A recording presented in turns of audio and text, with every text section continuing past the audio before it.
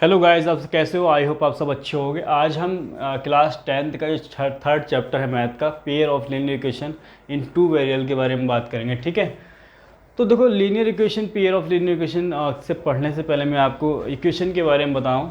तो इक्वेशन क्या होती है? देखो इक्वेशन, अच्छा equation says that two things are equal. देखो कैसे, suppose that 4x minus two equal to 2 है।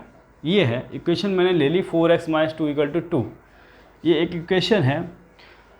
तो इक्वेशन कहती है कि ये वाला पार्ट इसके इक्वल होगा, कि दोनों पार्ट क्या होंगे? इक्वल होंगे।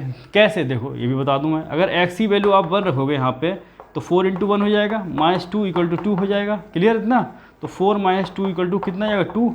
तो 2 इक्वल टू 2। यही तो इक्वेशन कहती है कि 2 जो आपके पार्ट्स होते हैं वो इक्वल होते हैं। तो यही इक्वेशन है। तो इक्वेशन समझ में आ गई होगी अब, आई होप।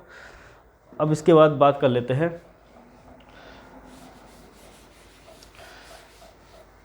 लीनियर इक्वेशन की। अच्छा, लीनियर इक्वेशन क्या कहती है? देखो लीनियर इक्वेशन में क्या है कि A x plus B equal to C, ये इसकी फॉर्म होती है। B can return in the form A x plus B equal to C. अब देखो यहाँ ए की वैल्यू ले लो आप 2x, बी की ले लो 2 और सी की ले लो 3। ठीक, देखो ये क्या है? इक्वल साइन हो गए, ये ऑपरेटर्स हो गए, ये वेरिएबल्स हो गए और ये कोफिशिएंट हो गए। समझ में आया मैंने क्या कहा? इक्वल, ऑपरेटर्स, वेरिएबल और ये क्या हो गया आपके? कोफिशिएंट। ये आपकी लीनियर इक्वेशन हो गई। लीनियर इक्वेशन जैसे x है, इसमें x है तो x की डिग्री कितनी है? 1। डिग्री कितनी है? 1। ठीक है, डिग्री कितनी है? 1। तो आइए अब बात कर लेते हैं आपकी पेयर ऑफ लीनियर इक्वेशन की। पेयर ऑफ लीनियर इक्वेशन जो आपका चैप्टर है। देखो पेयर ऑफ लीनियर इक्वेशन की बात कर लेते हैं पहले। चलो लिख लो, पेयर ऑफ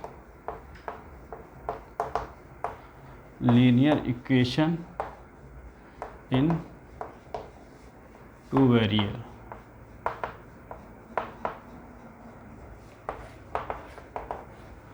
ठीक, टू वेरिएबल। देखो टू वेरिएबल की तो बात कर रहा है, तो एक वेरिएबल में एक्स ले लूँगा, एक वाई ले लूँगा, लेकिन पेयर में कह रहा है तो देखो डबल इक्वेशन बनेगी। इक्वेशन क्या बनेगी? पहले ले ली मैंने a1x plus b1y plus c1 equal to 0। ये फर्स्ट इक्वेशन मैंने कह दी। सेकेंड बनेगी आपकी a2x plus b2y plus c2 equal to 0। ये आपकी सेकेंड इक्वेशन होगी। अब देखो यहाँ एक कंडीशंस रहती है कि यहाँ a1 v1 does not equal to 0, मतलब इनकी वैल्यू 0 नहीं होती है। a2 v2 does not equal to 0, 0 नहीं होगी इनकी वैल्यू। 0 होगी तो इक्वेशन 0 हो जाएगी। ठीक है, तो देखो pair of linear equation two variable आ गई आपकी इक्वेशन। अब इन इक्वेशन को सॉल्व करने का तरीका क्या है? जब इन इक्वेशन को सॉल्व करते हैं तो कितने मेथड हैं सॉल्व करने के? 2 मेथड हैं। कितने मेथड हैं सॉल्व करने के? 2 method for solving pair of linear equation. Pair of linear equation. तो फर्स्ट मेथड क्या है? फर्स्ट मेथड है आपका ग्राफिकल मेथड। लिख दो graphical method. And second method है आपका एल्जेब्रिक मेथड। ये नोट डाउन करो, फिर इन मेथड के बारे में बताता हूँ आपको।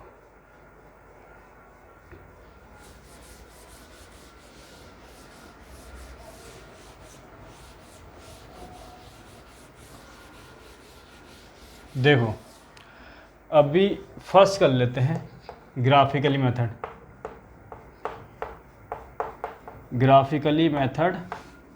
या इसे आप कहो geometrically method.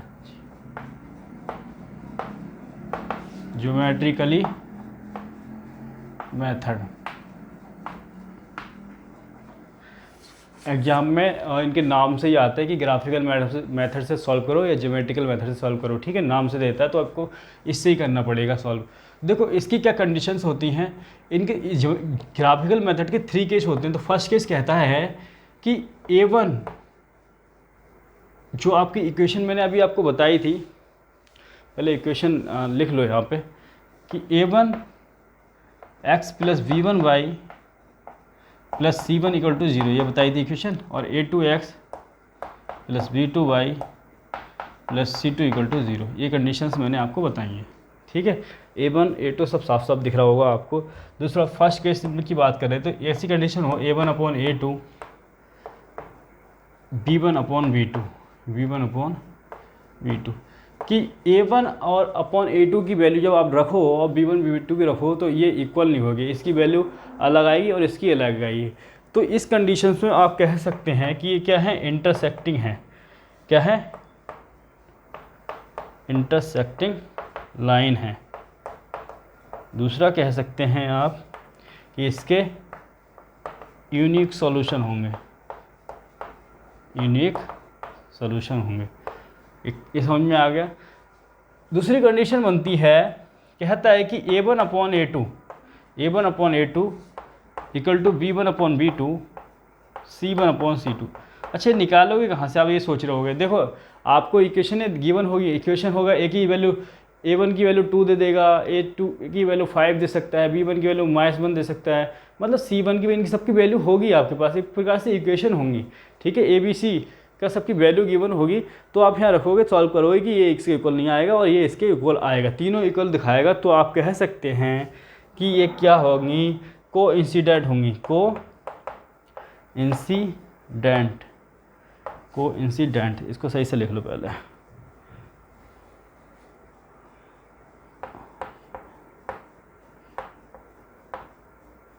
Coincident line.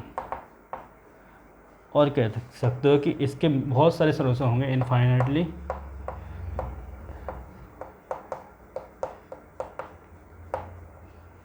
Many solution. ये नोट डाउन करो आप। अब देखो थर्ड केस क्या होगा। थर्ड केस आपका बनेगा कि वो कहेगा कि भाई a1 upon a2 b1 upon b2 c1 upon c2 कि ये जो कंडीशंस बनेगी कि a1 upon a2 equal to होगा b1 b2 के, but c1 c2 does not equal to. ठीक है, ये इक्वल नहीं होगा। तो क्या कह सकते हैं कि ये क्या होंगी, पैरेलल लाइन होंगी, पैरेलल लाइन होंगी। इस कंडीशन, ये जब ये कंडीशन बनेगी तो आप कह दोगे कि पैरेलल लाइन होंगी, और सेकंड बोलोगे कि कोई सोल्यूशन नहीं होगा, नो सॉल्यूशन। तो क्लियर हो गया आपको ये ग्राफिकल मेथड। ग्राफिकल मेथड में 3 है केस, 1 2 3। जब ये कंडीशन बन जाए तो ये कह सकते हैं आप, और ये कंडीशन बन जाए तो ये कह सकते हैं, और ये कंडीशन बन जाए तो ये कह सकते हैं। दूसरा देखो, एक वर्ड आया था कोइंसिडेंट लाइन। कोइंसिडेंट लाइन का मतलब क्या है, लाइन के ऊपर लाइन। ठीक, जैसे ये लाइन है तो इसी के ऊपर एक लाइन ये क्या होती है, कोइंसिडेंट लाइन होती है। ठीक है, एक लाइन दूसरी लाइन पे लाई करती है। अब देखो, एक कंसिस्टेंट के बारे में सुनोगे आप कि कंसिस्टेंट लाइन, तो ये लाइन क्या होती हैं, एक दूसरे को इंटरसेक्ट करती हैं। ठीक है, तो कंसिस्टेंट लाइन होती हैं वो, कंसिस्टेंट लाइन वो होती हैं जो एक दूसरे को इंटरसेक्ट करती हैं किसी पॉइंट पे। ठीक, अब यहाँ मैं कुछ छोटा सा ऐड कर रहा हूँ, इनकंसिस्टेंट लाइन क्या होंगी, जो एक दूसरे को इंटरसेक्ट नहीं करेंगी। ठीक है, क्लियर हो गया आपको, ये इनकंसिस्टेंट लाइन होंगी। बस इतना ही है, और अब इसके चैप्टर में आगे बढ़ते हैं। ठीक है, ये नोट डाउन कर लो आप। एक तो ग्राफिकली मेथड, ज्योमेट्रिकल मेथड बता दिया, अब अलजेब्रिक मेथड के सेकंड के बारे में बात करते हैं।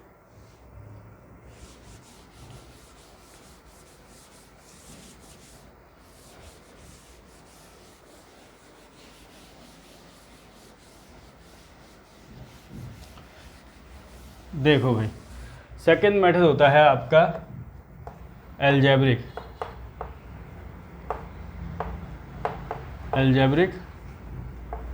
मेथड। अच्छा, अलजेब्रिक मेथड में सॉल्व करने के 3 तरीके हैं। फर्स्ट क्या है, 3 वे से, 3 तरीकों से हम सॉल्व कर सकते हैं, 3 तरीकों से। ठीक है, सॉल्व कर सकते हैं। पहला है आपका एलिमिनेशन।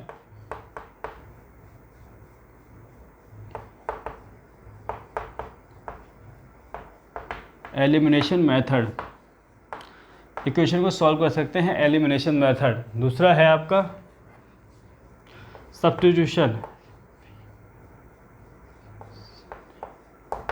सब्स्टिट्यूशन मेथड, और थर्ड है आपका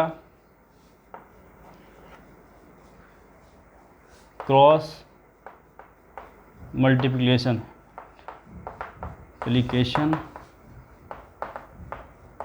मेथड। तो ये कुछ मेथड हैं सॉल्व करने के अलजेब्रिक मेथड में। एक एलिमिनेशन मेथड से आप इक्वेशन को सॉल्व कर सकते हो जब दो इक्वेशन गिवन हो, और एक सब्स्टिट्यूशन मेथड से और एक क्रॉस मल्टीप्लिकेशन मेथड से सॉल्व कर सकते हो, और एक आपका ग्राफिकल मेथड या कहें ज्योमेट्रिकल मेथड से इक्वेशनों को सॉल्व कर सकते हो। तो ये था ये एलिमिनेशन मेथड, ठीक है। तो इसको नोट डाउन कर लीजिए आप।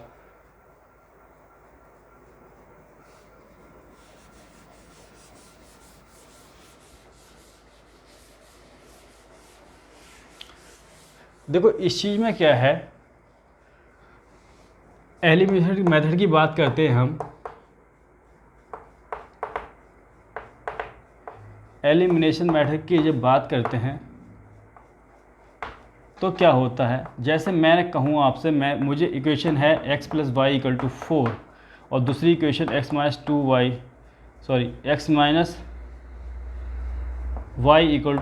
2। ये इक्वेशन फर्स्ट है और इक्वेशन सेकंड जो अभी मैंने मानी थी a1x + b1y + c2 और a2x + b2y + c2। तो देखो a की वैल्यू क्या है 1 है, और v1 की वैल्यू क्या है 1 है, और a की है। तो देखो इस तरह की इक्वेशन को आप एलिमिनेशन मेथड से सॉल्व कैसे करेंगे। एलिमिनेशन मेथड होता क्या है कि इक्वेशन फर्स्ट और इक्वेशन सेकंड, तो देखो इनको सॉल्व करने का तरीका क्या है। ये देखो क्या है, दोनों ऐड हो जाएंगी, प्लस प्लस, तो 2x आ जाएगा। कितना आ जाएगा 2x। ये देखो प्लस माइनस है तो ये कट जाएगा टर्म, और इक्वल टू हो जाएगा 4 + 2 6 आ जाएगा। तो x इक्वल टू कितना आया 6/2 आया। तो x की वैल्यू आ गई आपके पास 3। अब क्या करोगे, आप x की वैल्यू को इस इक्वेशन में पुट कर दोगे, ठीक है। ये x की वैल्यू आ गई, ठीक। तो अब y की वैल्यू निकालोगे तो कैसे करोगे, देखो y की वैल्यू के लिए एक काम करो, जैसे इक्वेशन ये है x + y = 4, तो इसमें पुट कर दो x की वैल्यू। x की वैल्यू यहाँ उठाओ, यहाँ रखो 3 + y = 4, तो y की वैल्यू आ जाएगी आपकी 4 - 3, तो y की वैल्यू आ गई आपके पास 1। y की वैल्यू कितनी आ गई 1। तो ऐसे एलिमिनेशन मेथड से आप सॉल्व करोगे। दूसरा तरीका देखो मैं बताता हूँ। दूसरा था हमारा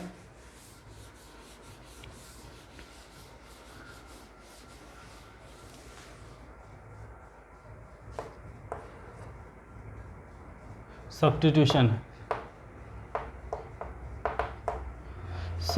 मेथड से सॉल्व कैसे करेंगे। देखो जैसे इक्वेशन दे दी आपको x + y = 2 और x + 2y = 4 दे दिया। इक्वेशन फर्स्ट कह दो और इक्वेशन सेकंड कर दो। सब्स्टिट्यूशन देखो मैंने इक्वेशन फर्स्ट से निकाल रहा हूँ, मैं फर्स्ट से x की वैल्यू निकालता हूँ। ये है इक्वेशन फर्स्ट, फ्रॉम लिखोगे फ्रॉम इक्वेशन फर्स्ट x की वैल्यू निकालूंगा तो x बराबर y उधर चले जाएगा, 2 - y आ जाएगा, ठीक। अब x की वैल्यू को इसमें पुट कर दो, इस वाली में, यहाँ पे इस वाली इक्वेशन में, तो लिखोगे 2 - y, x की प्लेस से पुट कर दिया मैंने, + 2y = 4। इतना क्लियर हो गया। अब देखो कैसे सॉल्व करोगे। ये हो जाएगा आपका 2 - y + 2y = 4। इतना आ जाएगा 2 - y + 2y। तो अब ये देखो ये 2y है, प्लस का है तो ये प्लस का आ जाएगा, 2 + y आ जाएगा, 2 + y = 4 आ जाएगा। तो y = हो जाएगा 4 - 2, तो y की वैल्यू आ जाएगी 2। अब y की वैल्यू आप पुट कर दो, y की वैल्यू यहाँ पुट कर दो, तो देखो x की वैल्यू है, x = कितना आ जाएगा -2 - y की वैल्यू कितनी है 2, तो 2 - 2 आ जाएगा, तो x की वैल्यू आ जाएगा 0, ठीक है। ऐसे करेंगे आप सॉल्व। ये आपका सब्स्टिट्यूशन मेथड हो गया।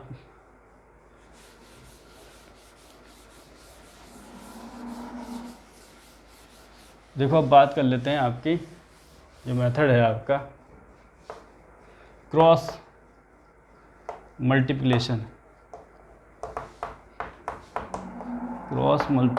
मेथड। क्रॉस मल्टीप्लिकेशन मेथड क्या होता है, देखो इक्वेशन दी हो आपको 2x + 4y = 2 और 3x - 2y = 4 दिया हो, फर्स्ट सेकंड इक्वेशन मान लो। तो फर्स्ट ऑफ ऑल इस इक्वेशन को सॉल्व करने के लिए आप कंडीशन को सम दोनों इक्वेशन को 0 के बराबर लिख लो। तो मैं इक्वेशन फर्स्ट आएगी, ये आ जाएगी, ठीक। इक्वेशन फर्स्ट आपकी ये आ गई। सेकंड इक्वेशन आ जाएगी 0 = ये आ जाएगी 3x - 2y - 4 = 0। ये आपकी सेकंड इक्वेशन आ गई। अब देखो इनको सॉल्व करने का तरीका देखो अच्छे से, a1 a2 b1 b2 c1 c2, बस इतना ही ध्यान रखना है। इनकी वैल्यूज़ को आप पहले यहाँ लिख लो, दोनों की। 2 है, देखो यहाँ से सॉल्व करूँगा मैं, कितनी है a1 की वैल्यू 2 और ये है 3, नीचे लिख लो 3। ये कितनी है 4 है, और प्लस माइनस का भी ख्याल रखें, ध्यान रखें। ये है -2 और ये है -4, ये मैंने ऐसे वैल्यू रख ली, 2 4 -2 3 -2 -4, ठीक है। अब देखो इसको सॉल्व करोगे तो लिखोगे x upon equal to -y upon equal to 1। ये चीज़ लिख लो पहले, सॉल्व करने से पहले x अपॉन ये -y अपॉन। अब देखो x के जब टर्म निकालोगे तो ये वाली x की तो लाइन है, ये x के तो टर्म है, ये x के, और ये y के टर्म है, और ये कांस्टेंट के हैं। तो जो टर्म निकालने वाले हो, x निकालने वाले हो, तो x को हाइड कर लो, छुपा लो।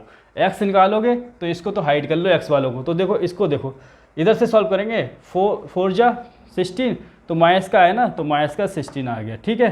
अब ऑलरेडी यहाँ माइनस का साइन होता है, माइनस का साइन ब्रैकेट में 2 ही करोगे, -2 है, -2 करोगे तो 4 हो जाएगा, 4 आ गया। अब बाई वाले टर्म की करोगे तो बाई वाले को हाइड कर लो, तो -4 की 2 में करोगे, उधर से ही करोगे, -4 की 2 में कितना करोगे, कितना आएगा, -8 है आएगा। माइनस ऑलरेडी होता है यहाँ पे, ठीक है, माइनस ऑलरेडी होता है फॉर्मूले में। अब देखो इसकी 3 की 2 से करोगे तो माइनस का 6 आ जाएगा, और माइनस का ऑलरेडी है तो प्लस का इसको 6 कर दो आप, ठीक है, शॉर्ट में करो। अब ये वाले टर्म को निकालो, कांस्टेंट को निकालोगे तो इसको हाइड कर दो, तो ये हो जाएगा 2 जा 4, माइनस का 4 हो जाएगा, और 3 4 जा 12, माइनस का 12 हो जाएगा। ये क्लियर हो गया आपको? क्लियर हो गया, ठीक है। आइए, ये हो गया x अपॉन -16 और -4 कितना हो जाएगा, -20, और ये -y = कितना आ जाएगा, माइनस का 2, और ये हो जाएगा 1 अपॉन -16। क्लियर हो गया? देखो माइनस से माइनस यहाँ कट जाएगा, तो x अपॉन ये तो आएगा -20, और ये y अपॉन 2 आएगा, और ये आएगा 1 अपॉन -16। तो देखो अब इधर देख लो, इसको इरेज कर दे रहा हूँ मैं।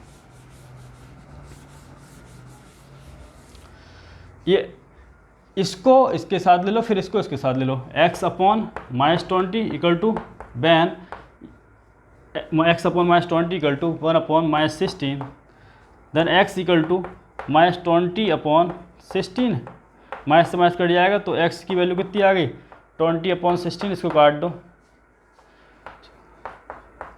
5/4 आ गई। जब y = 2 = 1 अपॉन -16, तो y की वैल्यू कितनी आएगी, 2 अपॉन -16, यानी कि -1 अपॉन 8, ठीक है। तो ऐसे निकालो क्रॉस मल्टीप्लिकेशन। एग्जाम में जब देगा आपको नेम से ही देगा कि क्रॉस मल्टीप्लिकेशन करें, एलिमिनेशन मेथड से करें, तो आपको उसी से करना है, अदरवाइज आपके मार्क्स कट जाएंगे। तो ये था आज का इंट्रोडक्शन चैप्टर, ठीक है। बाकी एक्सरसाइज की बात बाद में करेंगे, ठीक है। वंदे मातरम।